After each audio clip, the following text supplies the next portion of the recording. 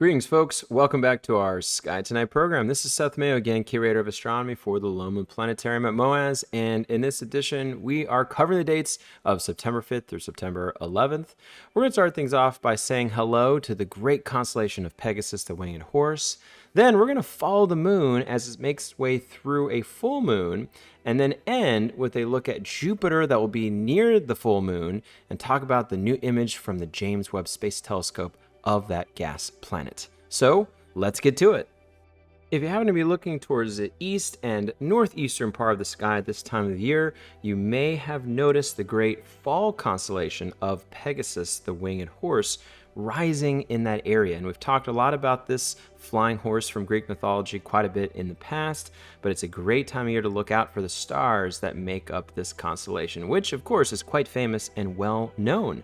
So in this area of the sky, looking kind of towards that eastern part of the sky in the early evening, you may notice this great square here, and sometimes this is called the Great Square of Pegasus. This is the asterism that forms the body. We'll click on one star inside of it and turn on the outline of it. So the body is this kind of square or rectangular shape that's fairly noticeable. The four corners of the square aren't super bright, but they do stand out in this area of the sky.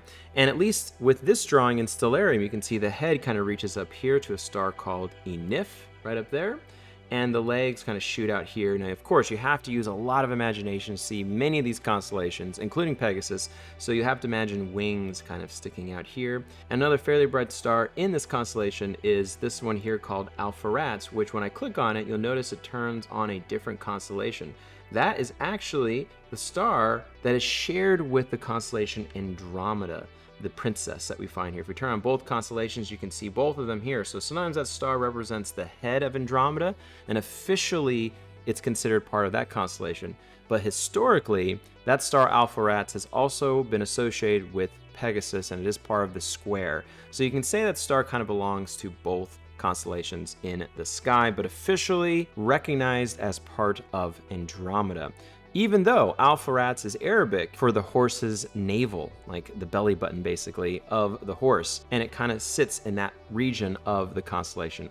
Now, focusing specifically on Pegasus alone, this is usually considered a fall constellation, but it's also seen in late summer as we see it now. So this is kind of a late summer and fall constellation now rising in this area. From Greek mythology, there's some famous stories tied to it. Most famously, the warrior and monster slayer known as Bellerophon rode Pegasus to slay a very scary creature named Chimera, which was this hybrid monster creature, a hybrid between a lion and a goat, which is weird by itself, which had a tail with a snake at its end. And just to top it all off, just to make it even more weird, this was a fire-breathing creature as well. So you had a goat's head sticking out of the back of this lion with a snake tail and fire breathing. No wonder in these ancient stories that no one wanted it around, and so Bellerophon slayed the creature on top of Pegasus's back. And Pegasus is also famously associated with Perseus, the mighty warrior who actually saved Andromeda from those stories. So it does relate to the constellation attached to Pegasus. And in some stories where Perseus is flying to Ethiopia to save Andromeda from being eaten by a sea monster, he's riding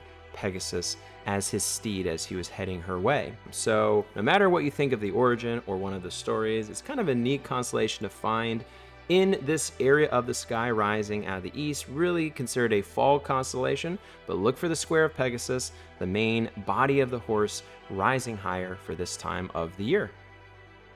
As we move through the rest of the week, we're going to find the moon in its waxing phases end up at a full moon by the weekend here. So here in the middle of the week where we're starting, we can find a waxing gibbous moon, and as we continue through these days here, the 7th, and the 8th here, you'll find on those 2 days, the moon getting pretty large is passing by Saturn, which you can find right there. Saturn is looking like a nice non-twinkling star, of course, a planet that's been rising higher and higher in our evening sky.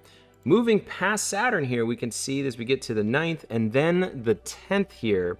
The 10th on Saturday is when we actually have a full moon. Now, the full moon in September is normally called the full corn moon because corn in certain places of the world is harvested at this time of the year, but this is also known as the harvest moon. And the harvest moon is any full moon that is closest to the autumnal equinox, the beginning of fall, which is on the 23rd of this month. And the reason for harvest moon, according to many different cultures, not just Native American cultures, where a lot of our names for moons come from, is that there's a lot of harvesting of crops at this time of year before winter begins. And the very bright moon at this time of year would be very useful, especially long ago, for lighting up the terrain around you so you could see the crops as you're harvesting them. And what's also helpful about the moon at this time of the year is that it actually rises at a lesser angle in the sky. And what will help us understand that is something called the ecliptic line. So the ecliptic is the path of the sun, but also the general path of the moon and the planets. It's the plane of our solar system. The moon is off by a little bit. So the moon is actually rising at this kind of lesser angle, which means that around a full moon or around the harvest moon, there's a lot more time for a large moon to rise in the east while there's still harvesting going on later in the evening. So you have more days with a large moon, or at least around a full moon, at this time of the year due to the angle of the ecliptic, as we kind of see here. Instead of going straight up and down the ecliptic, where you'd miss the days, especially after a full moon, where the moon would be kind of large and rising higher in the sky, you have more days where it's rising kind of near the same area and large at the same time. So you can take advantage of that positioning there. So we have a nice harvest moon here on September 10th, or a full corn moon. We can enjoy a large, bright moon to see rising east all night long at that time. Now, what's nice about hanging around the full moon, either on the 10th or even on the 11th, if we move past that just a bit, you'll see the moon has been going by around this time the planet Jupiter, which is even brighter than Saturn, which is a little bit higher up. So you do have to stay up a little bit later to see Jupiter rise out of the east, but not too late anymore. It's gotten into a pretty convenient hour in our evening sky. And Jupiter is always great to talk about, especially when it's big and bright. And we're nearing what's called opposition of Jupiter, when Jupiter is opposite of the sun in the sky, when it's closest to us and can be seen all night long, at least later in the month of September. So even now, it is shining really bright. Really great to look at through a telescope, I always say. To see those moons is great, but also the planet Jupiter itself, the cloudy bands, which are very distinct for Jupiter, right? It is a gas planet, and those cloudy bands and storms that kind of swirl around create these amazing patterns, almost like if you took paint and swirled it around a globe. Jupiter always has that kind of appearance. But what's really cool about Jupiter right now is it's made the news recently, at least as seen through the eyes of the James Webb Space Telescope. This is a visible light picture of Jupiter here, but let's take a look at an infrared picture of Jupiter. And here it is. And it is a really cool picture. To see Jupiter in infrared light can reveal so many things. And of course, we wouldn't see Jupiter like this with our own eyes. This is a wavelength of light, the infrared, that Webb can see in that our eyes cannot see. And this is longer wavelength than visible light, but can reveal some interesting characteristics about Jupiter. At the top here, you can see it's kind of a reddish color. That's some of the aurora, actually in the northern and even southern hemisphere.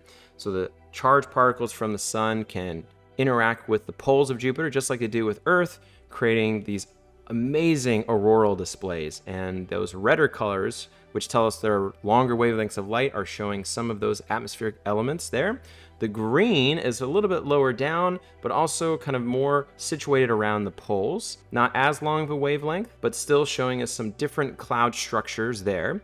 And then kind of the more deeper blues and even white shows us the clouds a little bit lower down, but still some high altitude clouds all swirling around here. Those kind of main bands that we see with Jupiter, including the Great Red Spot, the solar system's largest storm that you could fit maybe 1.5 Earths inside of. It is absolutely massive, and it being really bright and white just tells us it's very reflective. So it's reflecting a lot of light from the sun back to us.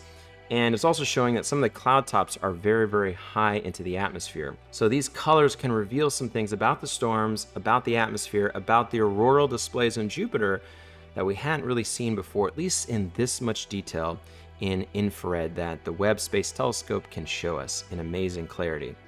We also have this infrared view of Jupiter and its environment around it as well, which is also very stunning. You can see the planet Jupiter here, which is just gorgeous still in infrared.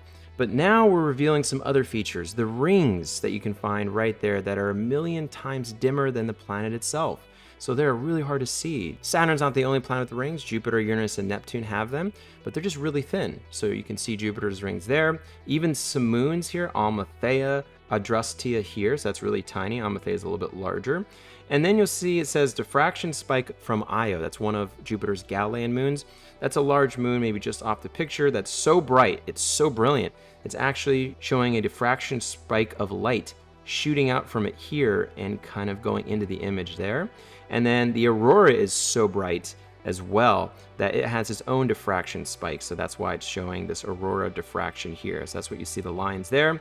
And if you look in the background, you're actually going to see little galaxies kind of photobombing here in the background much, much farther away. So not only you can see Jupiter in interesting infrared detail, but its environment, its moons, rings, aurora, and even the bright diffraction spikes of other objects that are really bright next to this large planet.